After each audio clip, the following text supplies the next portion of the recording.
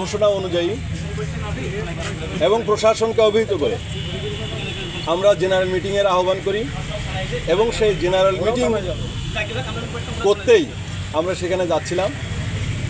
তো দেখলাম একেবারেই তারা সাংবাদিক না, ভাড়াটিয়া কিছু লোকজন তারা অতর্কিতভাবে একেবারে, আমরা তো গেছি খালি হাতে, আমরা সাংবাদিক মানুষ, আমরা তো মারামারি করব না, অতর্কিতভাবে হামলা করে আমাদের কমপক্ষে 30 জন সদস্যকে আহত করেছে।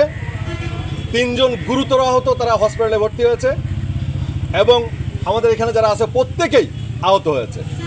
আমরা মনে করি প্রশাসন তাদের সঠিক দায়িত্বটা পালন করে নাই। পুলিশের উপস্থিতিতে তারা বলছে যে আমরা সাংবাদিক না, তারপরেও পুলিশের উপস্থিতিতে সেখানে তারা হামলা করলো, পুলিশ নীরব দর্শকের ভূমিকা পালন করলো। এই বিষয়ে আমার পরিষ্কার বক্তব্য হচ্ছে প্রশাসনের যে দায়িত্বে গাফিলতি, আমরা এর বিচার দাবি করি।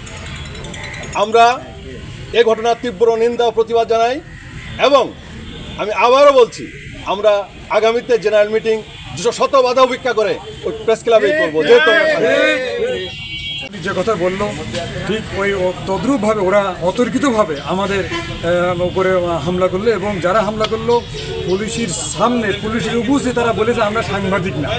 জিজ্ঞাসা করেছে পুলিশ, তারপর বলছে, তার পুলিশ বলছে আপনি সাংবাদিক না, কেন আসলেন কেন?